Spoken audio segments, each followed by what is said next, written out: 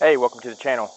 I wanted to go through the things that you will get with your Tesla when you order one in 2023 and what you need to go get before you pick up your car.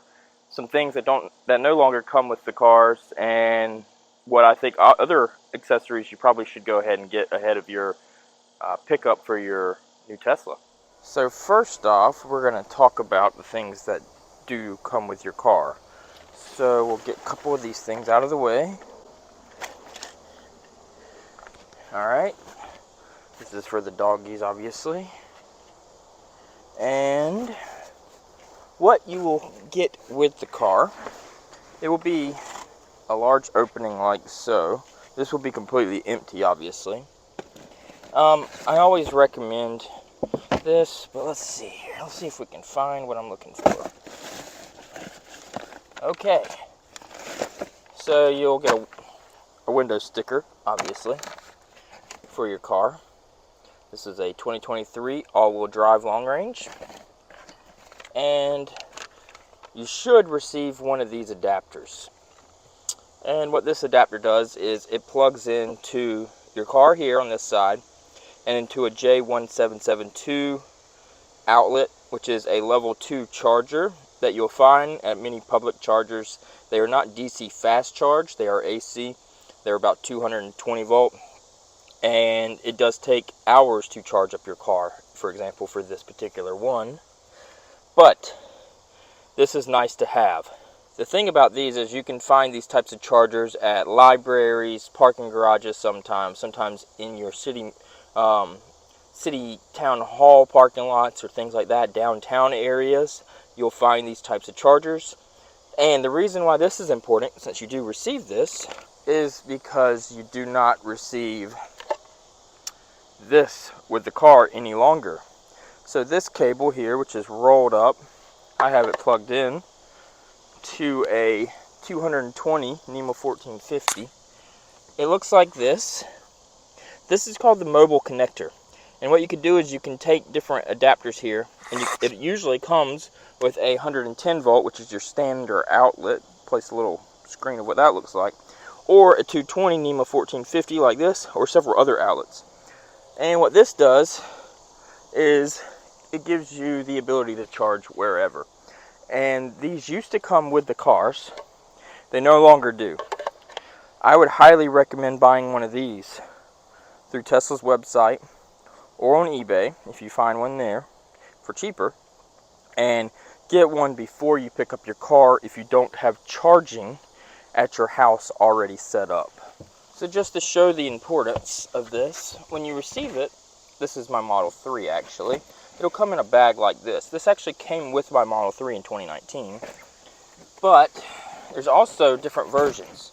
I always keep one in the car, and then I have one plugged up to the house. But I always have a spare. This is actually a Gen 1 version. I have a couple of different adapters for 110 or NEMA 1450. That way when I'm traveling, if I don't have a charger close, I can always plug into a wall and get some charge. I recommend buying one of these and keeping one in your car.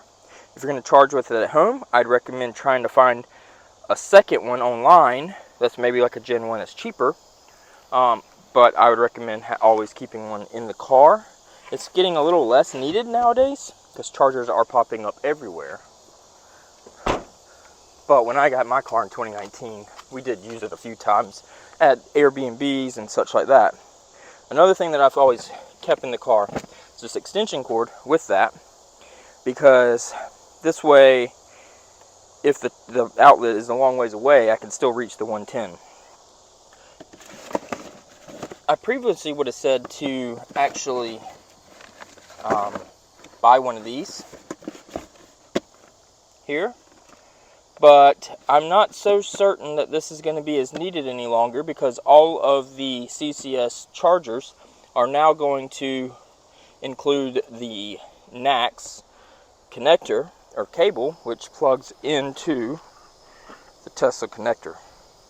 So that is an expensive thing that I bought, and you can only use the CCS Combo 1 adapter on newer model year Teslas.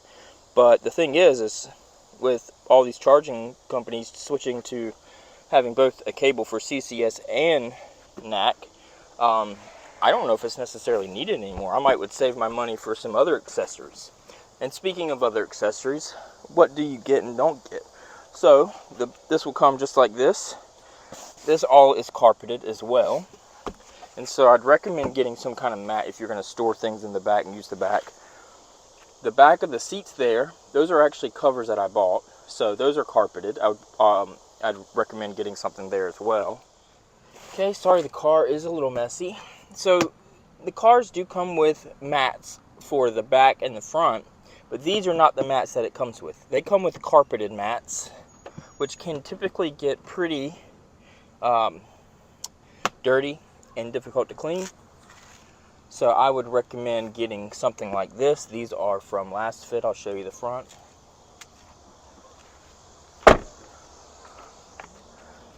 So as you can see, here's the front driver's side, and this is something I would recommend getting, is something like this. There's a lot of other mats on the market that you can get, but I would definitely go away from the carpeted ones that it comes with the car and get those.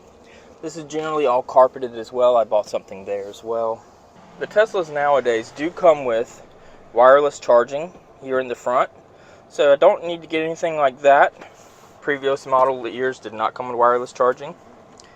There's plenty of storage room in here. If you don't like it being junked like this, then you can potentially buy some different organizers to go in this. Same thing with this. Used to come with a tray here. So they do have trays like that for sale through Tesla's website or app, third parties. So I personally actually don't really care to have the tray. I thought I did. I have it in my Model 3 and I use it quite a bit. But then you have this 12-volt adapter here that you cannot use if you have a tray in there. And so that's probably why they quit putting it in, more than likely. Another thing I'd recommend getting is going to be the sunshade. Any type of sunshade will do, but with the electric cars, and they have a thing called overheat protection, what it does is it actually keeps the car at 100 degrees or different temperature that you set. So if you have your windshield open to the sunlight, it's going to get hotter inside, which means you're going to actually run the AC throughout the day while you're parked at work or whatnot, and you'll actually lose battery during the day, which they call phantom draining. So real quick, we're going to show the frunk. So the way this comes actually is just like this. You can leave it just like this.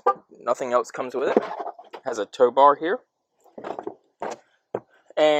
Or you can buy a little mat like this to put things on. It really doesn't matter. I don't have one of these actually in my Model 3. I've always just kept it plastic, and I've never had any issues. If you have a cooler in there and condensation happens, you just take a towel and wipe it up.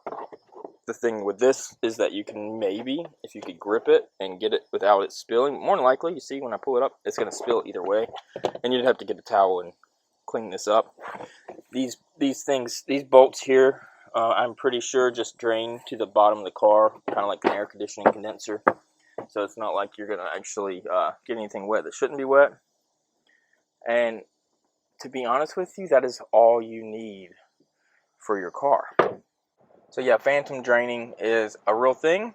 I can't think of anything else. That's really all that comes with the car is going to be the carpeted mats, the J1772 adapter to the car.